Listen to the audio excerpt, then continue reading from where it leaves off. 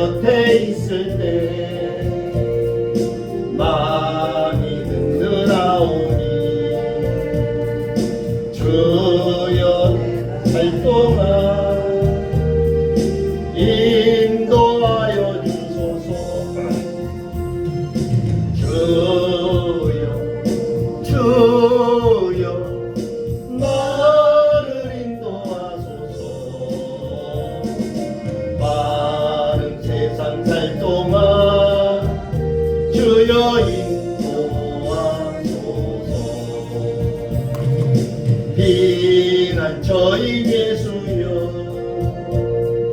세상 물결어갈 때 크신 은혜 베푸사 나를 숨겨주소서. 주여 나를 인도하소서.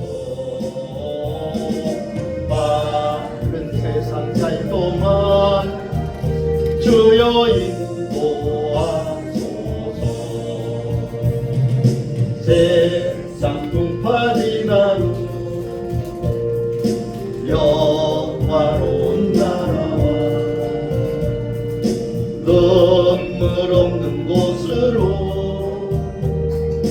들어가게 하소서. 주여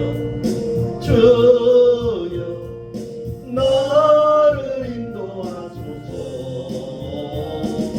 빠른 세상 살 동안 주여 인도하소서.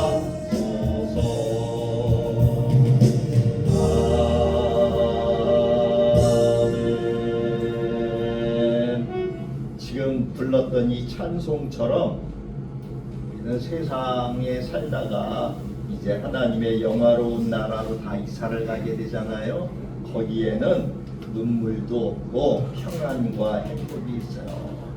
이 땅에는 죄악된 세상이다 보니까 우리가 살아가는 모든 날들, 시간, 분초마다 분쟁이 있고 슬픔이 있고 아픔이 있고 그래요.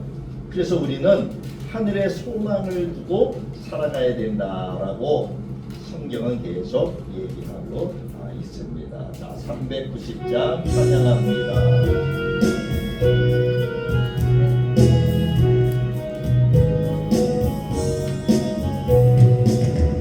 예수가 오늘이지 즐겁고 평안하구나. 주야의 자고 깨는 곳 예수가 오늘이지네. 주 나라 항상 돌보시고 날 지키고 주 나라 항상 돌보시고 날 지키고 누리시네. 때때로 괴로움 당하면 때때로 기쁨 누리네. 풍파 중에 지키시고 평안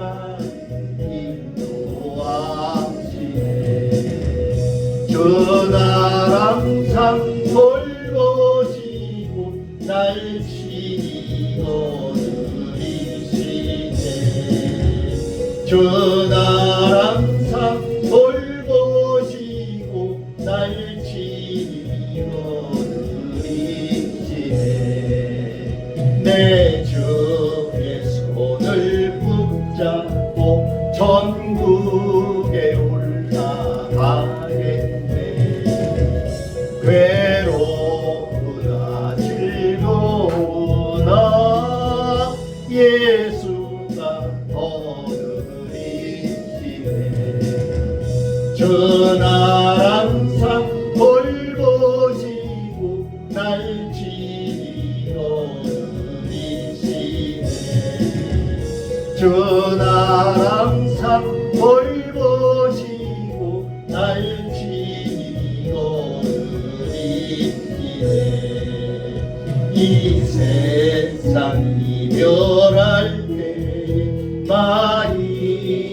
권세이네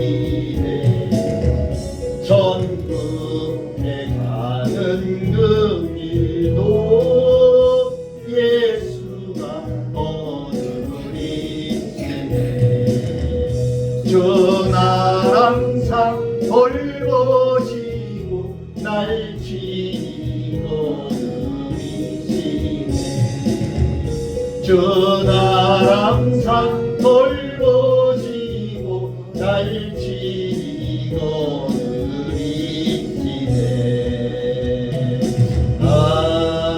아멘 밑에 391장입니다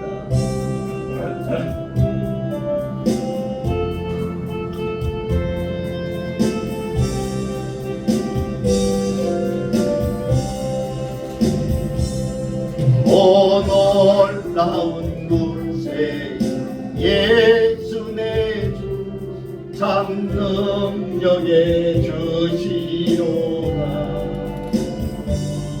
근바림이 안전 그곳으로 내 영혼을 숨기시네 메마른 땅을 종일 걸어가도 나 피곤치 아니하며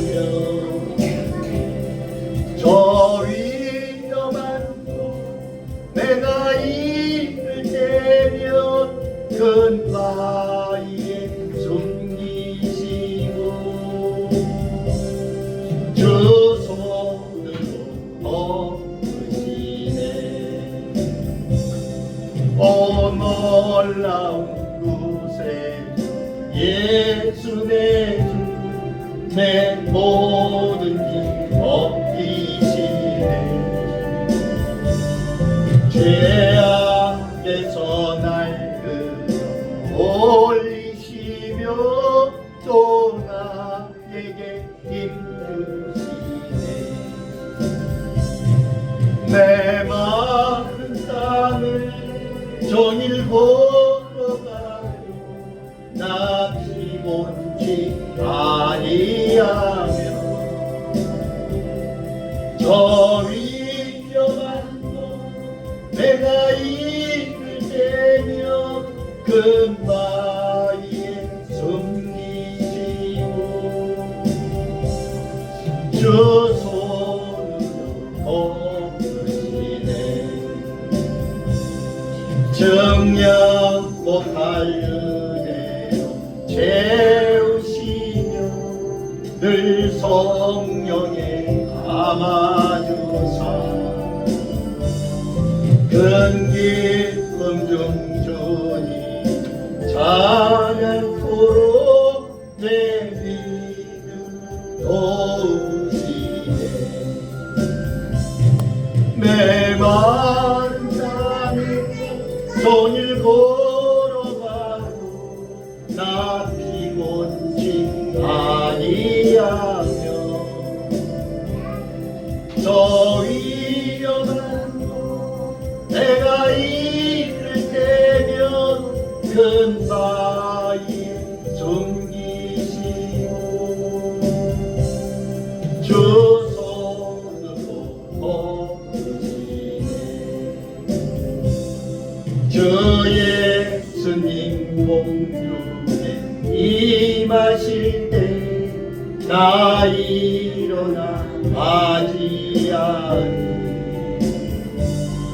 그 구원의 은총 노래하리 저 천군과 천사 함께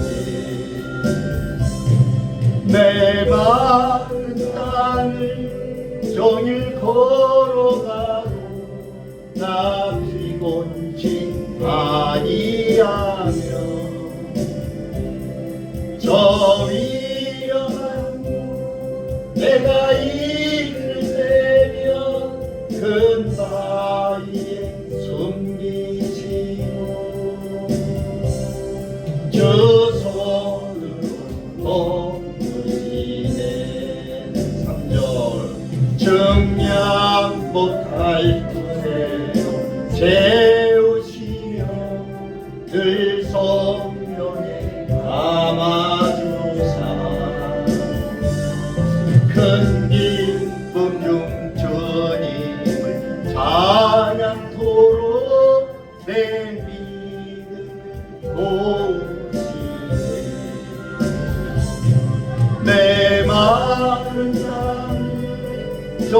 걸어가도 나 피곤치 아니하며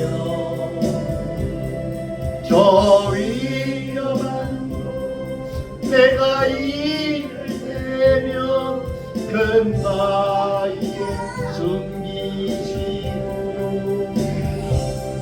주 손으로 주 예수님 공중에 임하실 때 나 일어나 맞이하리 그 구원의 은총을 노래하리 저 천군과 천사 함께 메마른 땅을 종일 걸어가도 나 피곤치 아니하며 저 위험한 곳 내가 이를 대며 근바위에 숨기시고 주 손으로 넣으시네. 아멘. 시간이 되었으므로 묵도하심으로 하나님께 예배를 올려드립니다. 묵도하십니다.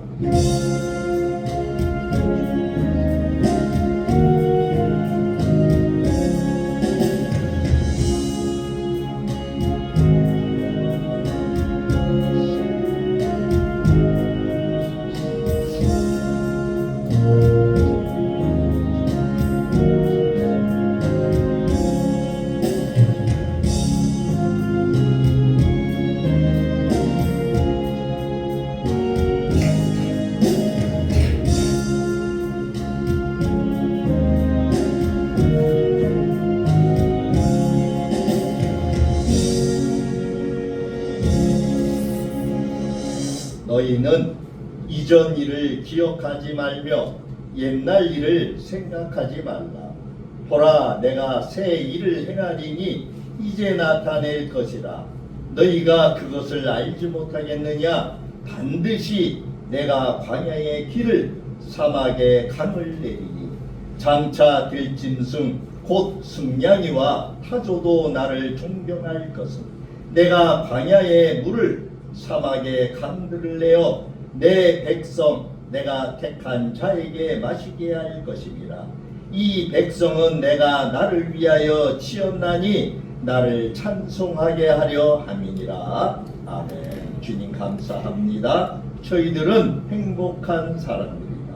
행복한 사람들입니다. 왜냐하면은 우리는 그리스도인이기 때문입니다. 하나님께서 저희들을 택하시고 저희들을 인도하셔서 새로운 길을 가게 하시고 새 생활을 나게 하시고 새로운 세계를 바라볼 수 있는 눈을 주심에 감사를 드립니다. 2025년도 시작한 지 얼마 되지 않은 것 같은데 이제 12월 마지막 달 둘째 주간을 맞이합니다. 오늘도 우리에게 소중한 하늘의 양식을 주시고 우리가 진정한 행복한 그리스도인이라고 하는 것을 깨닫는 귀한 은혜가 있게 도와주옵소서.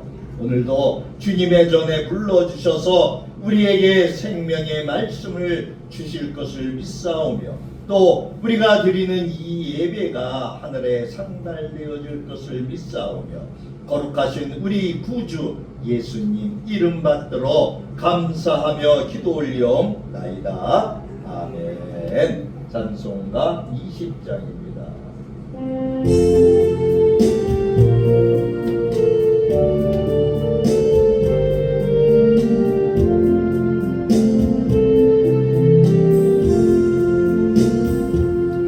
큰 영광 중에 계신 나 찬송합니다.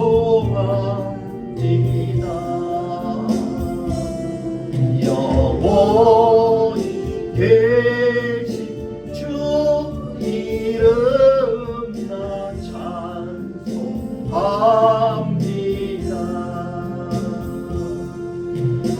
오직 크신 능력은 나 찬송합니다.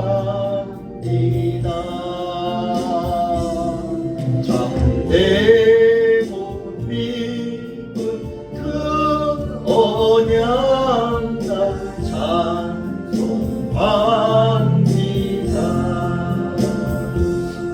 온 천지 창조하시는 그 말씀이 있어 영원히 변치 않는 줄 나 믿사옵니다.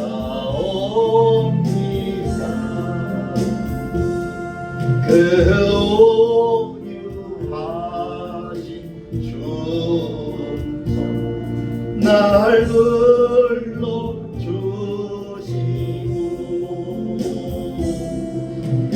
그분의 부모 주시리라 찬송합니다.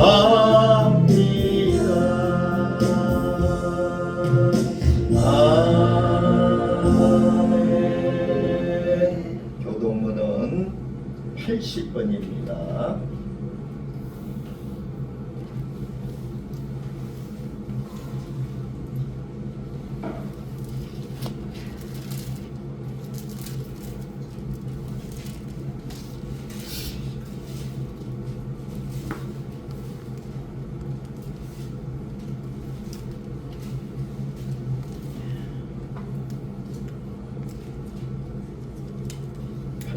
번 고린도후서 4장에 있는 말씀입니다.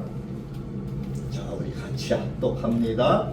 우리가 이 보배를 질그릇에 가졌으니 이는 힘이 큰 능력은 하나님께 있고 우리에게 있지 아니함을 알게 하려 함이라. 우리가 사방으로 무교쌈을 당하여도 쌓이지 아니하며 답답한 일을 당하여도 낙심하지 아니하며 박해를 받아도 버림받이지 아니하며 거꾸로 트림을 당하여도 망하지 아니하고 우리가 항상 예수의 죽음을 몸에 짊어짐은 예수의 생명이 또한 우리 몸에 나타나게 하려 함이라. 우리 살아있는 자가 항상 예수를 위하여 죽음에 넘겨짐은 예수의 생명이 또한 우리 죽을 육체에 나타나게 하려 함이라. 아멘. 사도신경으로 우리의 신앙을 고백합니다. 전능하사 천지를 만드신 하나님 아버지를 내가 믿사오며 그 외아들 우리 주 예수 그리스도를 믿사오니 이는 성령으로 잉태하사 동정녀 마리아에게 나시고 본디오 빌라도에게 고난을 받으사 십자가에 못 박혀 죽으시고 장사한 지 사흘 만에 죽은 자 가운데서 다시 살아나시며 하늘에 오르사 전능하신 하나님 우편에 앉아 계시다가 저리로서 산 자와 죽은 자를 심판하러 오시리라. 성령을 믿사오며 거룩한 공예와 성도가 서로 교통하는 것과 죄를 사하여 주시는 것과 몸이 다시 사는 것과 영원히 사는 것을 믿사옵나이다. 아멘. 찬송가 527장입니다. 맞나요? 527장.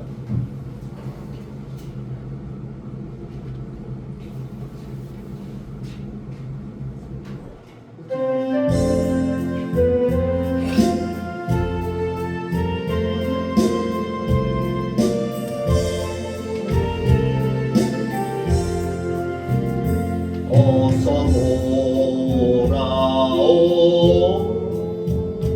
어서 돌아가오 이은 개가물이 무겁고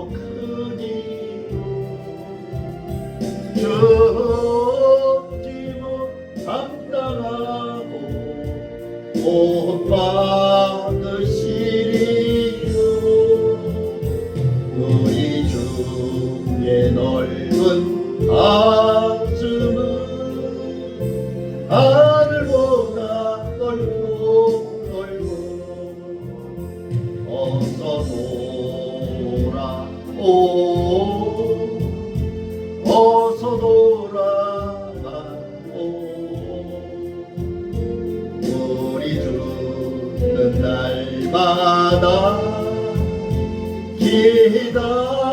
기다리신다 밤마당 열어놓고 마음 졸이시며 나간 자식 돌아오기만 밤새 기다리신다 어서 돌아오 어서 돌아와오 맺지마자 봐도 주님의 손을 내리시고 어루만져 위로해 주시니 우리 주의 넓은 품으로 어서 돌아오 어서 2절입니다 어서 돌아오 어서 돌아오 우리 주는 날마다 기다리신다 밤마당 열어놓고 마음 졸이시며 나간 자식 돌아오기만 밤새 기다리신다 어서 돌아오 어서 돌아와오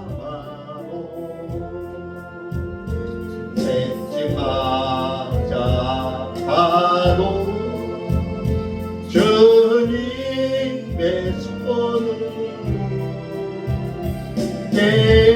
내리시고 어루만져 위로해 주시는 우리 주의 넓은 품으로 어서 돌아오 어서 아멘. 자, 참회의 기도 시간입니다. 공동 기도문을 보십니다.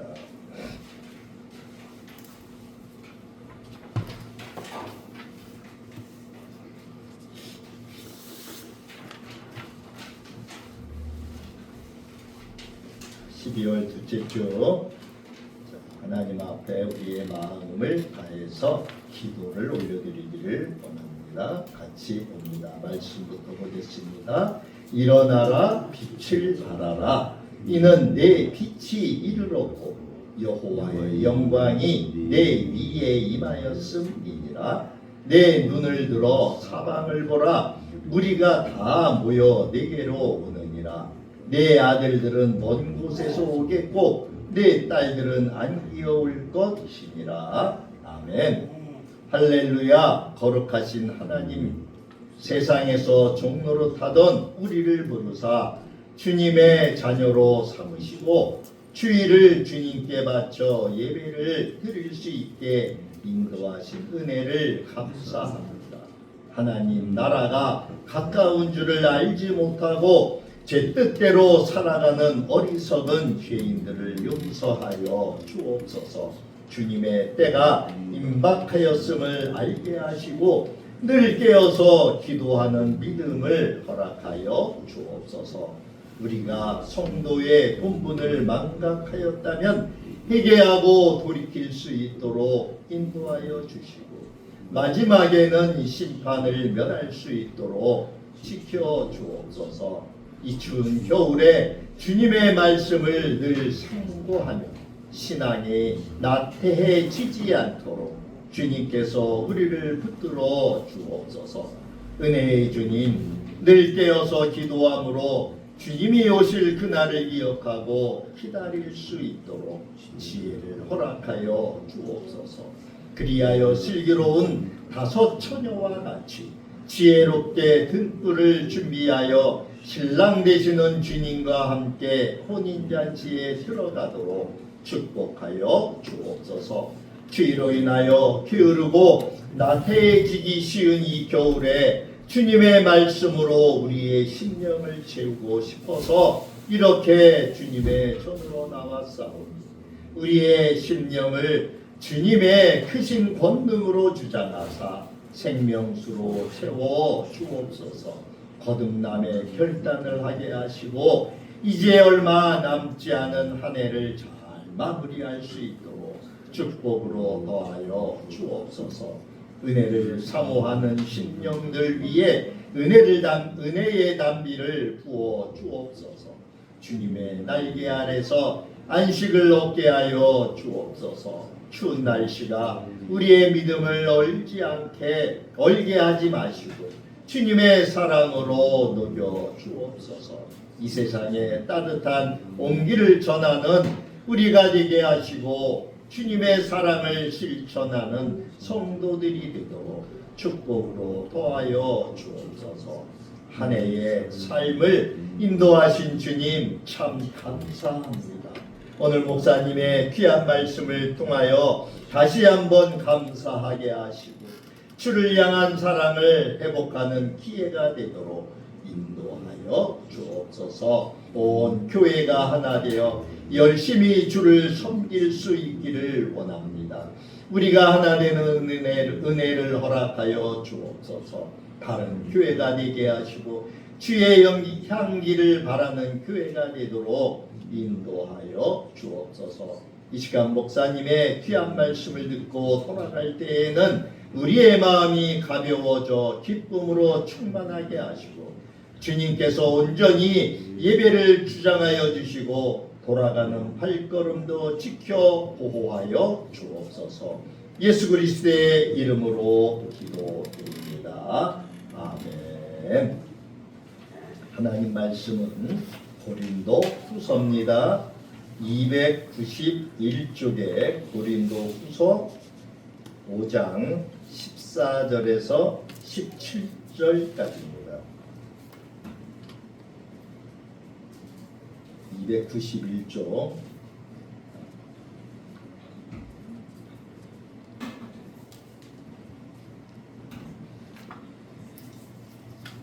고린도 후서 5장 14절부터 17절까지입니다.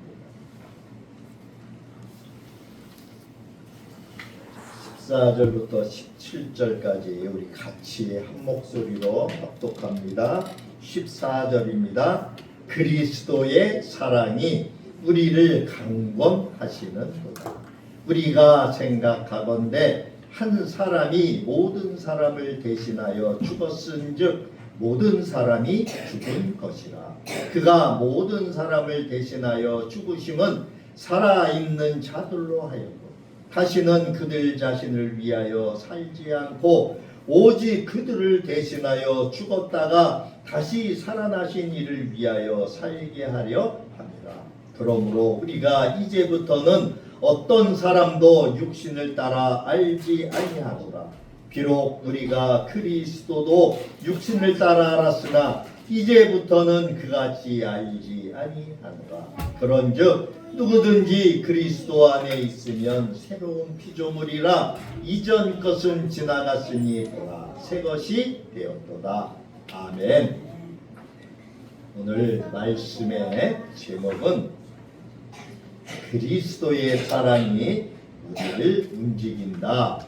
14절에 있는 첫 구절의 말씀을 제목으로 택했어요. 14절에 보니까 그리스도의 사랑이 우리를 강건하시는 거다. 그래서 그리스도의 사랑이 우리를 움직인다. 이러한 제목으로 한번 잡아봤어요. 사랑하는 성도 여러분, 오늘 우리는 삶에서 끊임없이 무엇인가에 이끌려 살아가고 있어요. 어떤 사람은 본인이 자신을 움직이고, 어떤 사람은 인정받고 싶은 욕구가, 그리고 또 어떤 사람은 두려움이, 그리고 어떤 사람은 과거의 상처가 그 사람의 삶의 방향을 결정합니다. 여러분, 나는 무엇이 내 삶을 움직이고 있습니까? 오늘 바울은 그리스도인에게는 분명한 고백이 있다라고 말씀을 하고 있어요. 그것이 바로 14절에 있는 말씀이에요. 그리스도의 사랑이 우리를 강건하시는구나.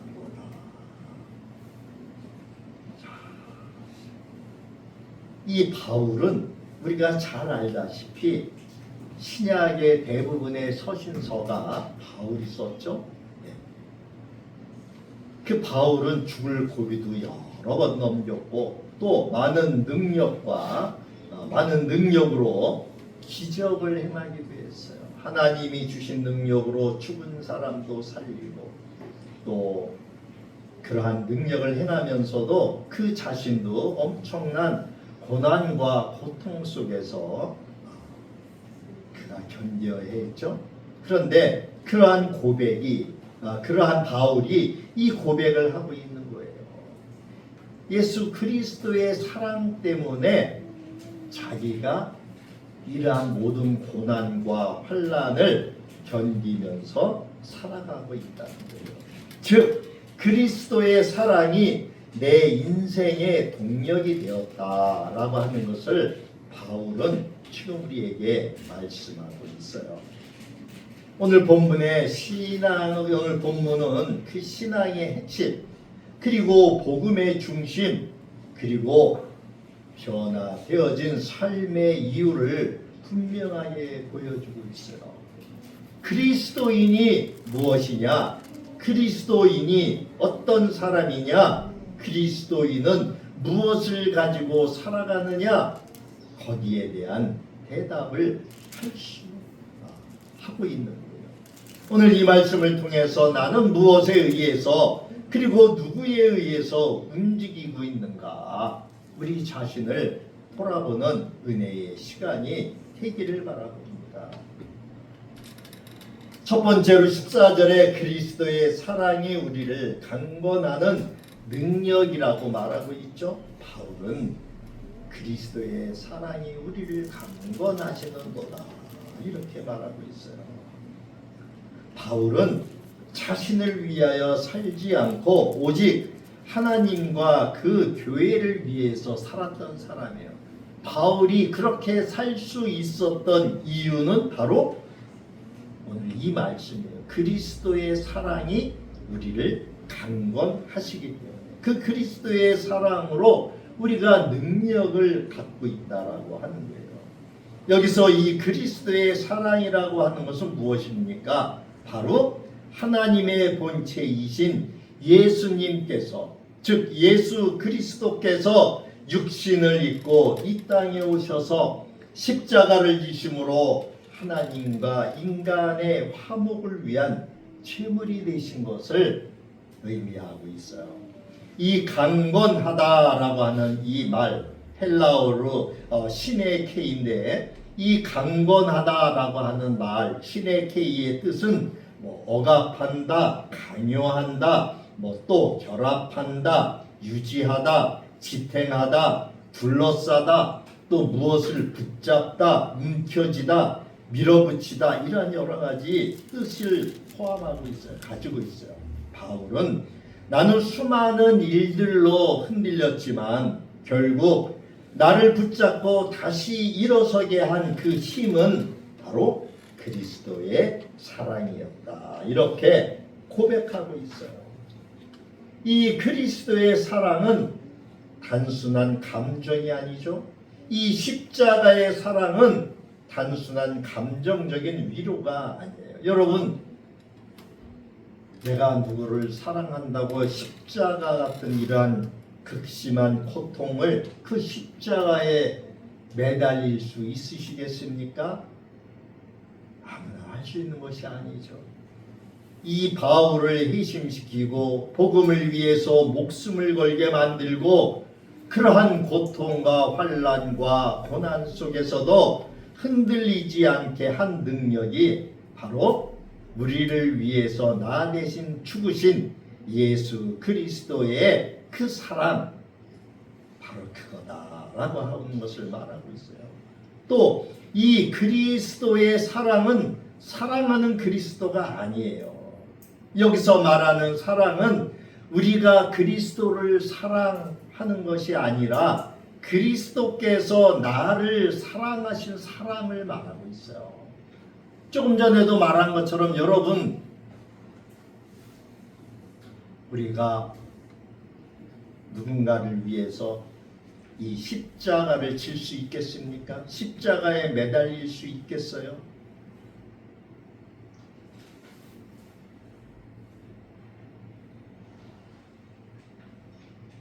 그래서 이 그리스도의 사랑은 우리가 그리스도를 사랑한 것보다 그리스도께서 우리를 향한 그 사랑이 얼마나 큰지를 알 수 있어요.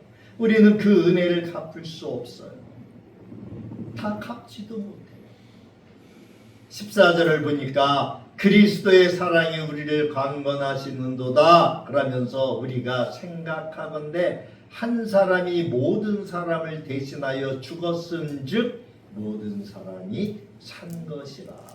여기 한 사람이 모든 사람을 대신하여 죽었은즉 이 한 사람이 누구예요? 예수 그리스도지 않습니까?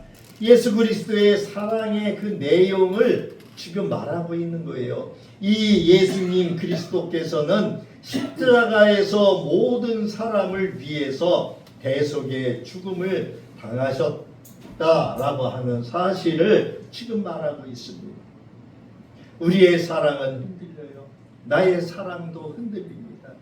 그러나 그분의 사랑은 흔들리지 않아요. 변하지 않아요. 그분은 하나님이시기 때문에, 나를 창조하신 창조주이시기 때문에 그분의 사랑은 변하지 않아요. 그래서 그 사랑이 우리를 붙잡는 거예요. 두 번째는 14절, 15절, 14절 후반에 한 사람이 모든 사람을 대신하여 죽었은즉 모든 사람이 죽은 것이다. 이렇게 말하고 있잖아요.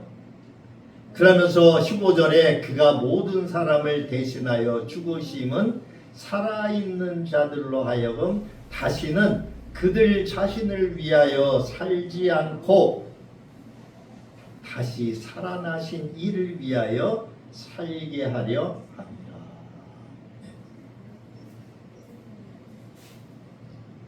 여기서 대표성이 지금 나오고 있어요. 즉 아담 한 사람으로 인해 모든 사람의 죄 아래 들어갔다라고 이야기를 했어요. 그래서 그 두 번째 오신 아담 예수 그리스도께서는 그리스도 그분의 죽음, 한 분의 죽음으로 인해서 모든 사람이 새로운 삶의 기회를 얻게 되었다라고 합니다. 이거는 그리스도께서 우리를 위하여 보여주신 사랑의 결과에 속하죠. 즉 그리스도의 십자가에서의 죽음으로 인해서 모든 사람이 죽음을 경험한 것과 같다는 거예요. 내가 예수 그리스도와 함께 십자가에 못 박혔다라고 말씀하고 있잖아요. 여기서 우리는 신학적인 그런 것을 볼 수 있는데 그것이 뭐냐? 연합과 대표의 원리라고 하는 거예요. 이 대표와 연합의 원리라고 하는 것은 성경은 모든 인간은 다 아담 안에서 죄인이다 이렇게 로마서 3장 23절에 선언을 하고 있습니다. 또 동시에 예수 그리스도를 믿는 자는 누구나 다 구원을 얻게 된다고 로마서 10장 10절부터 13절에 말씀하고 있어요. 그러면 어떻게 해서 모든 인간이 아담 안에서 죄인이 되었고 또 어떻게 그리스도를 믿는 믿음만으로 구원에 이르게 되었는가? 이런 일이 있을 수 있는 필연적인 근거가 무엇이냐? 그것을 설명하는 신학적 원리가 연합과 대표의 원리, 대표와 연합의 원리다라고 하는 거예요.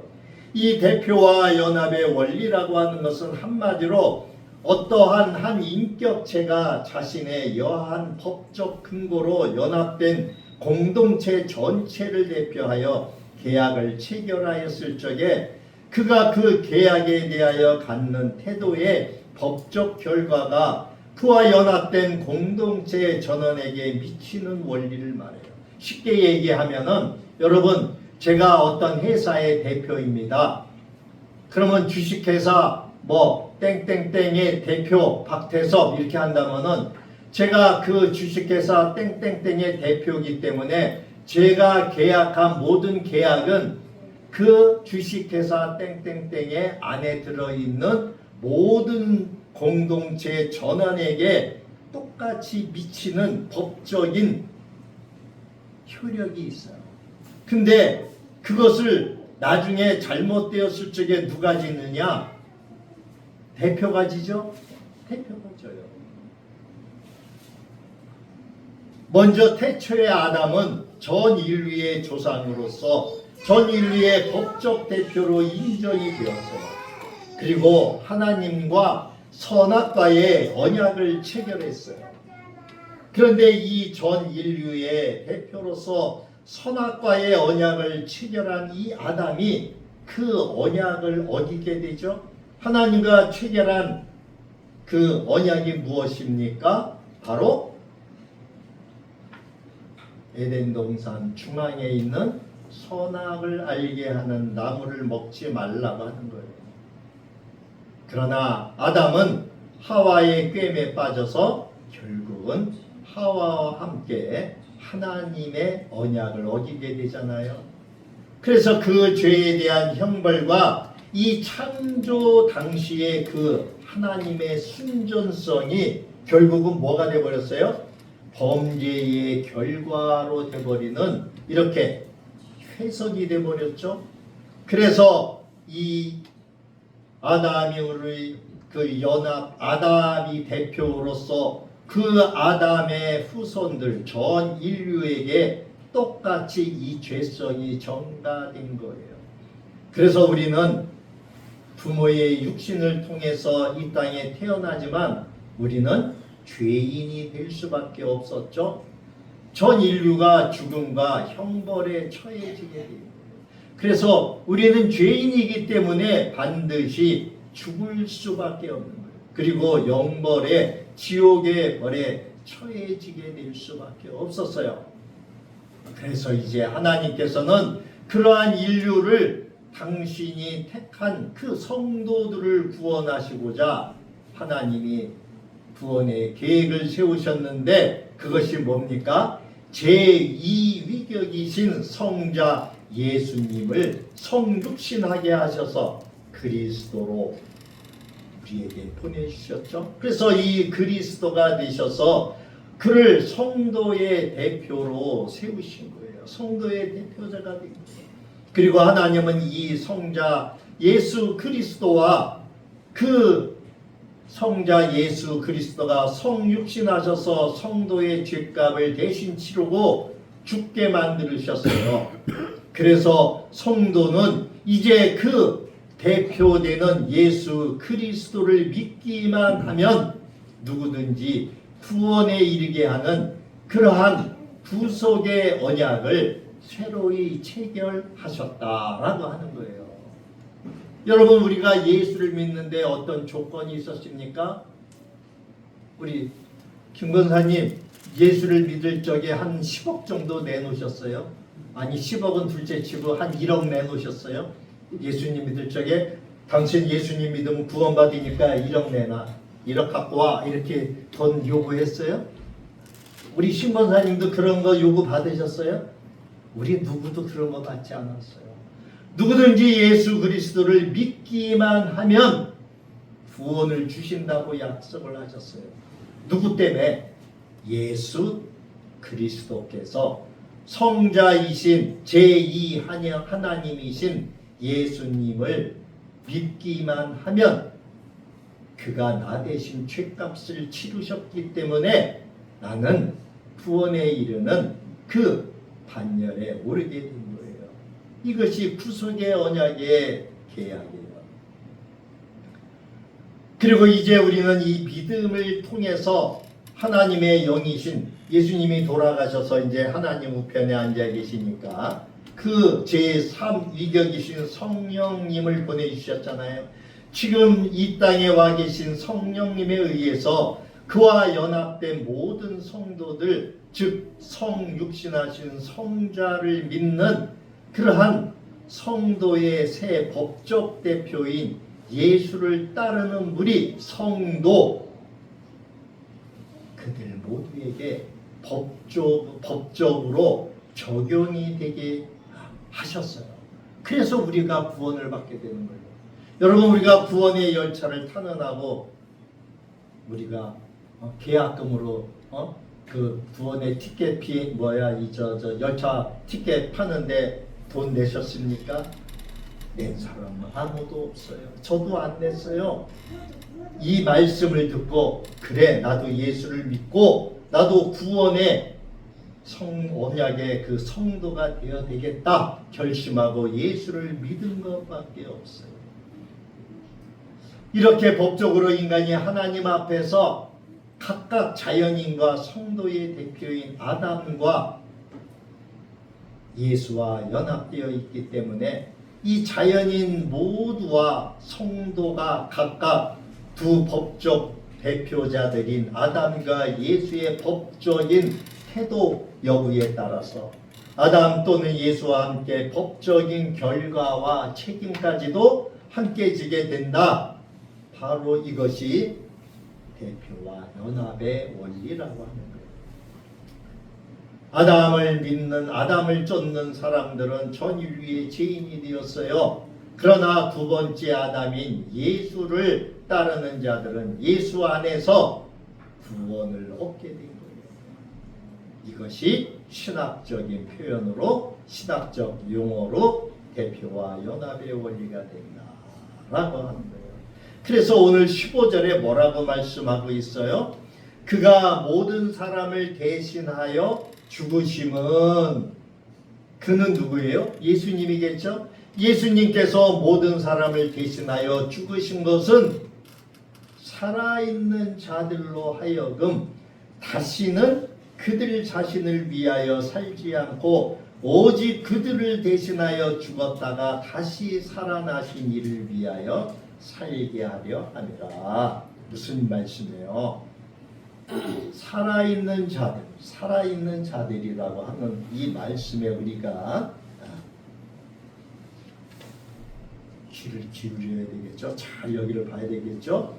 이 예수 그리스도께서 대속의 죽음을 당하신 목적은 다시 살아나신 이, 즉 누구예요? 부활하신 이 예수, 그분을 위해서 살게 하려는 게 목적이에요. 그래서 우리는 예수와 함께 죽었다가 예수와 함께 다시 살아나는 그러한 은혜를 입었지 않습니까? 여기서 살아있는 자, 산자라고 하는 사람은 그리스도 안에서 그리스도와 함께 죽었고 또한 그리스도와 함께 다시 부활에 동참한 자를 말하는 거예요. 그러니까 누굽니까? 성도죠. 우리예요. 우리는 그리스도와 함께 이미 십자가에 우리 죄를 못 박아 우리는 그 죄가 사해졌어요. 그리고 이제 마지막 때에 우리는 다시 부활하게 되죠. 그 부활에 동참할 수 있는 자격을 가졌어요. 티켓을 가졌어요. 부활은 사실 미래의 일이에요. 지금 현재 일어난 일은 아니에요. 그러나 그 완전성은 얼마? 남지 않았다. 그리스도 안에 있는 자에게는 요한복음 5장 24절에 보니까 그리스도 안에 있는 자니 이미 사망에서 생명으로 옮겼다. 요한복음 5장 24절에 그렇게 말씀하고 있어요. 또한 로마서 6장 11절에도 말씀하고 있어요. 우리는 이미 그리스도와 더불어 우리의 영은 살아서 하나님 보좌 우편에 앉아 있다라고 말씀하고 있죠. 우리가 그리스도 안에서 죽었다라고 하는 것은 죄와 자기를 위해서 살아온 자에 대해서 이미 죽었다라고 하는 것을 의미해요. 반면에 그리스도 안에서 살았다라고 하는 것은 그리스도가 우리의 주인이 되셨기 때문에 그분이 부활하신 것처럼 우리도 부활할 것이라고 하는 거예요. 마지막 때에는 우리의 육체까지도 신비한 몸으로 부활체의 몸으로 바뀐다고 말씀하고 있죠. 다시 본문으로 돌아가 보면 예수님의 죽음은 우리의 삶의 목적을 바꾸기 위함이었다라고 말씀하고 있잖아요. 과거에 우리는 어땠습니까? 나 자신을 위해서 살았어요. 나의 성공, 나의 만족, 나의 인정받는 것, 내 유익을 위해서 살았어요. 그런데 이제는 무엇을 위해 살아야 되느냐?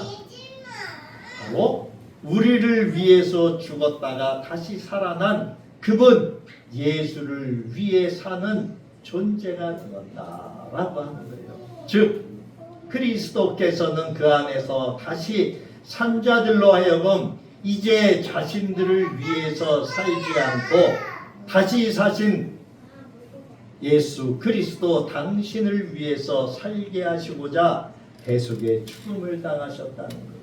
물론 그리스도의 대속의 죽음의 1차적인 목적은 속죄를 통해서 하나님과 인간과의 화해에 있습니다. 그래서 우리는 하나님을 이제 아버지라 부를 수 있게 되었지 않습니까? 그러나 하나님과 인간의 화해는 인간으로 하여금 이제 하나님을 섬기도록 유도한다는 면에서 두 가지는 궁극적으로 일치한다. 이렇게 볼 수 있어요. 그래서 우리가 생각해 보면 자기를 위해 사는 삶은 그 삶의 특징은 무엇이었습니까? 남과 비교와 남과의 경쟁 때문에 그것을 위해 살아가죠. 그리고 하나님, 신의 중심이 아닌 사람의 중심이 돼요. 그리고 환경에 의해 흔들리고 휘둘리게 돼요. 그러다 보니까 두려움이 우리의 마음을 엄습을 해요. 그러나 이제 그 자기를 위해 사는 삶을 버리고 그리스도를 위해 사는 삶을 사는 사람의 특징을 보면은 그 사람은 방향이 분명해요. 여러분 무엇을 가지고 살아가고 있습니까? 어디에 소망을 두고 있습니까? 우리는 하늘에 소망을 두고 있어요. 그렇기 때문에 우리의 방향은 분명하다라고 합니다. 그래서 우리는 하늘을 바라보고 하나님의 나라를 바라보기 때문에 흔들리지 않아요. 이 땅의 여러 가지 환경에 우리는 좌우되지 않아요. 어떤 환경이 나를 흔들어 버린다 하더라도 우리는 흔들리지 않아요. 왜?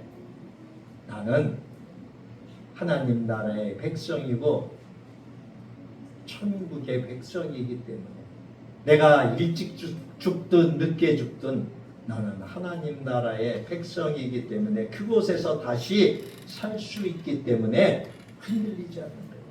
그리고 세상 사람들과 다르죠. 세상의 가치와 그것을 따라가는 세상 사람들과는 다른 선택을 하게 돼 있어요.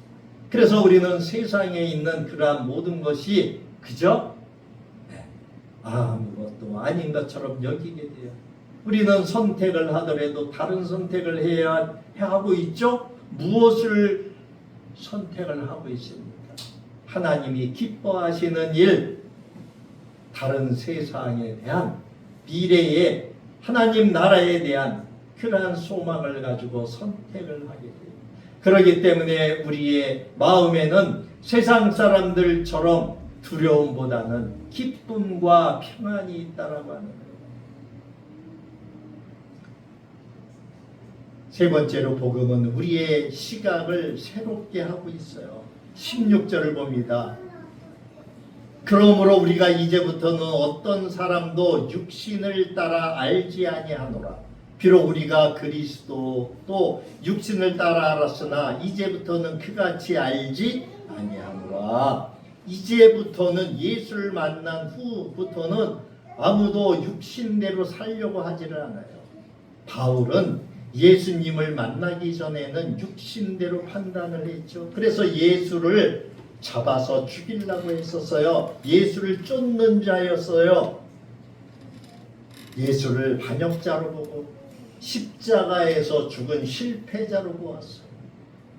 그러나 그 바울이 예수를 잡으러 가다가 다메섹에서 예수님을 만나게 되지 않습니까? 그리고 완전히 바뀌어졌어요. 그의 눈이 열렸어요. 그의 시각이 완전히 바뀌어졌어요. 바울은 변화받은 이후부터는 사람을 대할 적에 그 사람의 외적인 조건에 의해서 판단하지 않았어요. 바울은 회심하기 이전에는 예수를 단순히 세상적 또는 인간적인 기준으로만 판단을 했어요. 그러나 이제 예수 그리스도께서 모든 사람을 위하여 죽으시고 부활하셨다라고 하는 사실을 깨달았을 때부터는 그리스도를 더 이상 외모로 평가하지 않고 우리를 사랑하시고 우리를 위하여 자신을 내어주신 하나님의 아들로 알았다. 갈라디아서 2장 20절에 바울이 그렇게 고백을 하지 않습니까? 결국 복음은 사람을 보는 눈을 바꾼 거예요. 이전에는 그 사람의 외모 또 조건, 성격, 어떤 능력으로만 평가를 했다면은 이제 그 사람 안에 있는 하나님의 형상 그리고 그리스도께서 그 사람을 위해 죽으셨다라고 하는 그 가치 그리고 예수님 안에서 변화될 가능성을 바라보았다는 거예요. 그러므로 복음으로 변화된 사람은 더 이상 사람을 쉽게 판단하거나 정죄하지 않게 됩니다. 보이는 것 뒤에 있는 무엇을 봅니까? 하나님의 계획을 보게 돼요. 여러분 우리 여기 손녀들이 있어요. 하은이, 하연이, 하임이. 저 아이들이 지금은 그저 단순한 그냥 아무것도 철 모르는 어린아이들에 불과하고 말아요. 그러나 영안을 가지고 본다면은 저 아이에 대한 하나님이 계획이 있죠. 하나님께서 저 아이들을 어떻게 키우셔서 양육시키셔서 저 아이들을 사용하실까. 우리 노회 그 선교사님으로 한 20년을 사역하신 목사님이 어느 날 우연히 저하고 얘기를 하다가 우리 아이들의 손녀들에 대한 얘기를 하다 보니까 손뼉을 탁 치면서 와, 목사님은 선교사님을 키우고 계시는군요. 그러는 거예요. 저는 그런 생각을 별로 해보지 않았었거든요. 그랬더니 그 얘기를 하는 거예요. 그래서 왜요? 목사님 왜요? 그랬더니 아니 엄마한테 벌써 스페인어는 배우고 있죠. 스페인어 누구 가르쳐줬습니까? 아니잖아요. 그냥 생활하면서 자연스럽게 엄마한테 스페인어는 배웠잖아요. 아빠한테는 한국말, 한국어는 배웠잖아요. 이제 공부하면서 영어 배울 거 아닙니까? 기본적으로 3개 나라의 언어는 알지 않습니까? 그죠? 그 아이들이 뭔가 깨닫고 비전을 가지고 예를 들어서 중국에 선교가 있다면 중국어를 배울 것이고 예를 들어서 만약에 미국에 또는 뭐 저쪽에 캐나다나 이런 쪽에 그러면 영어를 더 공부할 것이고 아니면은 저쪽 유럽이라든지 이런 데 저기 하려면 스페인어를 더 공부할 것이고 그 아이들의 그 잠재적인 가치는 너무나 큽니다. 무진합니다. 하나님의 계획을 보세요. 저한테 그러는 거예요. 그때 제 눈이 번쩍 뜨였어요. 마음의 눈이 떨어졌어요. 깨어졌다는 거예요. 하나님의 계획을 그 선교사님은 봤어요. 마지막으로 네 번째, 그리스도 안에 있는 자는 새로운 피조물이라고 하는 것을 지금 말하고 있어요. 17절을 봅니다. 그러므로 그런즉 누구든지 그리스도 안에 있으면 새로운 피조물이라 이전 것은 지나갔으니 보라 새 것이 되었다.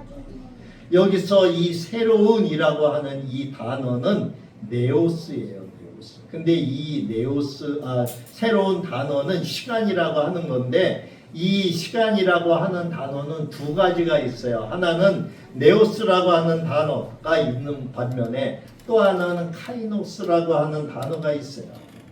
근데 여기서 사용되어지고 있는 이 새로운이라고 하는 것은 네오스, 시간적인 그러한 것을 뜻한 것이 아니라 카이노스라고 하는 본질적인 새로운 것을 뜻하는 그러한 단어를 썼다는 거예요. 즉 다시 말하면은 그리스도를 믿는 순간에 다시 시작하는 정도, 이게 아니라 그 존재 자체가 새롭게 태어난 것, 이것을 의미한다는 거예요. 그래서 그리스도인의 존재의 변화를 가장 선명하게 잘 보여주는 구절이다. 여러분, 우리도 예수 그리스도를 만난 이후에 이렇게 새로운 피조물이 되었지 않습니까? 예전의 박태섭이 아니잖아요. 지금은 하나님의 안에, 계획 안에 있는 박태섭이에요. 여러분 모두가 다 그렇습니다. 우리는 우리의 신분 자체가 완전히 새롭게 태어난 거예요. 여기 그리스도 안에 있으면 이 그리스도 안에는 어떤 공간적인 것을 의미하는 것이 아니에요. 즉 믿음과 회개를 통해서 그리스도와 하나가 된 상태를 의미하는 거예요. 예수님은 그리스도 안에 있는 자는 새로운 피조물이라 바울을 통해서 그렇게 우리하고 말씀하고 있어요. 이는 그리스도의 죽음과 부활에 동참함으로 얻어지는 결과를 말하고 있는 거예요. 그래서 사람이 그리스도와 연합할 적에 새로운 창조의 행위가 일어나는 거예요. 그래서 우리는 거듭난 사람이 되었다라고 하는 거예요. 여러분들이 기도할 적에, 여러분들이 찬양할 적에, 또 하나님께 예배 드릴 적에 하나님을 아바 아버지라고 부르는 것은 그게 우연히 그렇게 되는 것이 아니에요. 교회를 오랫동안 다녀도 하나님을 아빠 아버지라고 부르는 사람이 있는가 하면 부르지 못하는 사람이 있어요. 하나님의 새로운 창조 행위, 이거는 결코 물질적인 변화나 창조를 의미하지 않는다라고 하는 거예요. 이 창조의 행위는 물론 그 최종적인 완성은 마지막 때에 되어질 일이지만 지금 현재에서는 성도들의 내부에서 일어나고 있는 영적인 변화를 가리키고 있어요. 우리 안에 있는 우리의 영혼은 지금도 날마다 싸우고 있죠. 뭐와 싸우고 있어요? 양심과 영과 혼이 싸우고 있어요. 하나님 말씀을 따르려면 이쪽으로 가야 되는데 자꾸 이쪽으로 가려고. 사탄은 우리를 자꾸 깨요. 야, 일로 가도 돼. 일로 가. 잠깐 갔다 오는 건데 뭐 그냥 가. 우리는 날마다 매일같이 시간마다 분초마다 수없이 이러한 갈등 속에서 살아가고 있어요. 그러나 결과적으로 사탄의 게임에 빠져서 이쪽 길로 갔던 사람은 어떻게 됩니까? 나중에 후회하고 다시 돌아오는 거죠. 이 말씀이 옳았어. 하나님 말씀이 옳았어. 일로 가라고 나의 양심에게 말했던 그 말씀이 옳았어. 그래서 이렇게 영적 변화가 끊임없이 일어나는데 그 영적 변화가 점점점 하나님의 말씀으로 가득 채워져서 이제는 조금도 불의한 일을 만날 적에 아니야 단호하게 잘라내는 사람이 있는가 하면 아직도 그래 지금 한번 갔다 온다고 해서 이렇게 흔들리는 사람이 있다라고 하는 것이죠. 결국 변화된 자는 이렇게 변화된 자는 이전의 생활 방식이 아닌 그리스도와 그의 나라에 합당한 생활 방식을 따라 삶을 살게 된다는 것. 이것이 새로운 피조물이 갖고 있는 그러한 습성이다라고 얘기할 수 있겠죠. 이 새로운 피조물은 어떤 삶을 삽니까? 새로운 정체성을 가져요. 나는 죄인이 아니야. 나는 이제 하나님의 자녀야. 이렇게 생각을 해요. 그래서 지난 시간에 말한 것처럼 그리스도 안에 있는 자에게 정죄함이 없죠. 죄책감에서 자유하다고 말씀을 드렸어요. 그리고 또 새로운 목적이 있죠. 지금까지는 나를 위해 살아왔어요. 그러나 이제 무엇을 위해 살아갑니까? 나를 위해서 나 대신 십자가를 지신 그분을 위해서 산다라고 하는 관점이 그래서 바뀐 거예요. 관점은 어떻게 바뀌었습니까? 과거를 붙잡으려고 하는 거예요. 과거에 매여 있지 않아요. 이제는 미래를 바라보고 살아요. 그래, 이제 얼마 남지 않았어. 내가 살아갈 내 날이 얼마 남지 않았는데 내가 지금도 과거에 붙잡혀 살아서는 안 되지. 이제는 하나님 나라 그 소망을 바라보고 그 미래를 바라보고 살아가야 되겠지. 관점이 바뀌었다라고 하는 거예요. 그리고 새로운 능력이 생겼어요. 어떤 능력입니까? 성령께서 내 안에 계시기 때문에 나에게 새로운 힘과 새로운 그 마음을 주셔요. 그래서 아까 말씀드린 것처럼 자꾸 사탄 마귀가 끼어서 이쪽으로 가자고 하는 것을 단호하게 배격하죠. 아니야. 그 길은 아니야. 그 길은 하나님 아버지가 좋아하시지 않아. 그 길은 우리 주님이 기뻐하시지 않아. 나는 이쪽 길로 갈 거야. 그 능력을 주신다는 거예요. 그래서 17절 끝에 뭐라고 말씀하고 있어요? 이전 것은 지나갔다는 거예요. 과거의 내가 아니라고 하는 거예요. 왜? 나는 새 것이 되었기 때문에. 이전 것은 지나갔다라고 하는 것은 다시 말하면 무엇을 말합니까? 과거가 완전히 사라졌습니까? 아니요. 내 과거는 그대로 아직도 있어요. 박태섭이가 지금까지 내가 목사가 되기 이전에 예수를 만나기 이전에 내 과거는 아직 그대로 있어요. 완전히 사라지지 않았어요. 그러나 예수를 만난 이후부터 어떻게 됐어요? 새로운 사람으로 바뀌었기 때문에 과거가 나를 정의하지 못한다라고 합니다.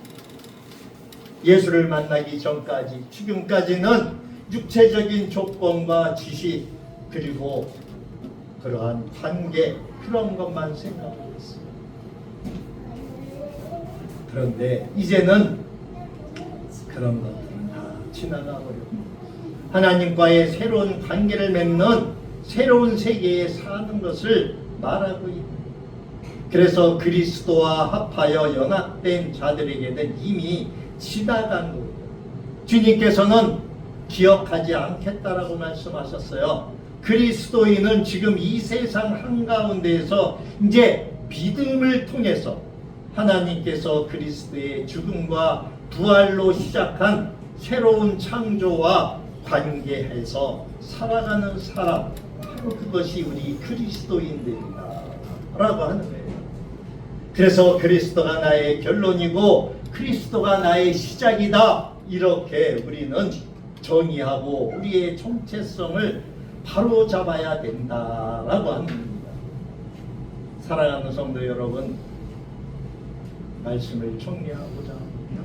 오늘 우리에게 중요한 질문을 오늘 말씀은 던져주고 있죠. 그것은 뭡니까? 나는 어떤 힘에 의해서 살아가고 있느냐 하는 질문을 던져줘요. 또 한 가지 어떤 질문을 던져주고 있습니까? 나는 지금 누구를 위해서 살고 있는가? 라고 하는 것을 던져주고 있죠. 그리고 또 한 가지, 세 번째는 뭐를 던져주고 있어요? 나는 새롭게 창조된 새로운 피조물로 살고 있는가? 이 질문을 지금 던져주고 있어요.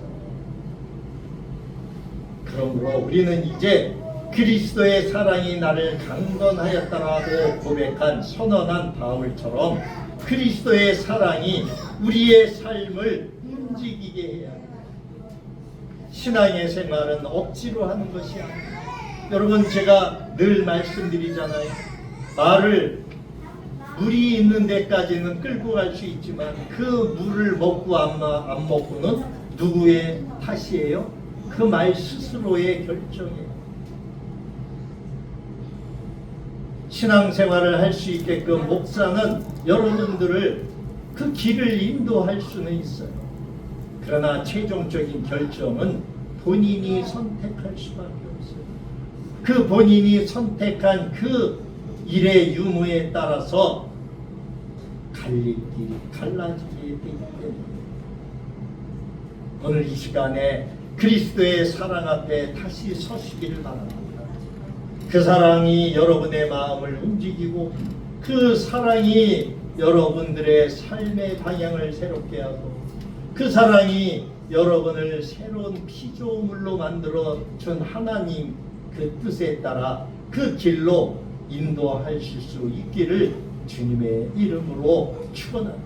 저와 여러분들이 바로 하나님께서 오늘 우리에게 말씀하신 그 길을 걸어갈 수 있기를 주님의 이름으로 축복합니다. 기도합니다. 주님 감사합니다.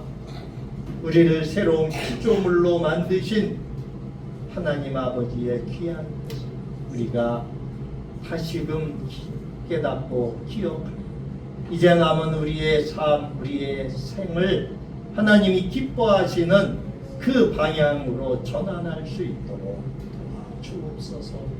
하나님의 사랑이 우리를 붙잡아 주시고 하나님의 사랑이 우리를 일으켜 주시고 하나님의 사랑이 우리를 변화시켜서 주셔서 그 사랑으로 말미암아 우리가 방향을 결정해 나갈 수 있도록 주여 우리의 마음을 주장하여 주옵소서. 감사드렸고 우리를 원하신 예수님 이름으로 기도합니다. 아멘. 찬송가 575장 찬양하며 예물 올려드립니다.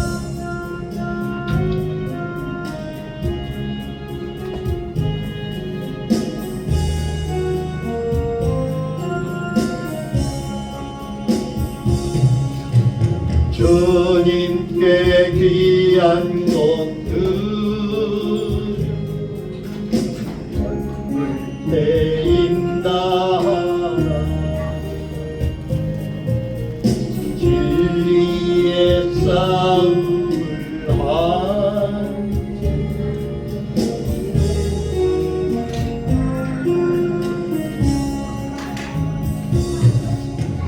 몸을 보이신 예수 꿈이지 않으셨네. 너희는 충성을 다해 주님을 섬기거라. 주님께 귀한 것들 내 힘 다하라. 구원의 값주를 입고 끝까지 싸워라. 주님께 귀한 것들 몸과 내 마음 주의 모든 것 바쳐 인다해 섬기거라. 독생자 보내신 성부 은혜를 베푸 너희는 정성을 다해 주님을 섬기거라.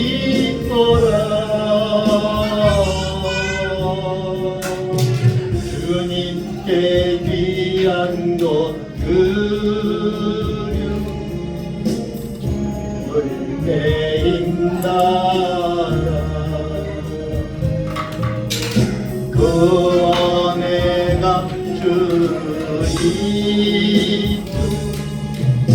끝까지 싸워라.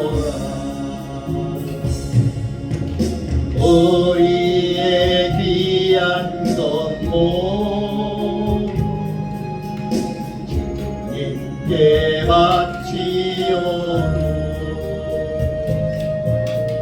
그 귀한 생명을 주신 주님 같겠네. 하늘의 영광을 보려 우리를 구했으니 너희는 마음을 다하여 주님을 섬기거라.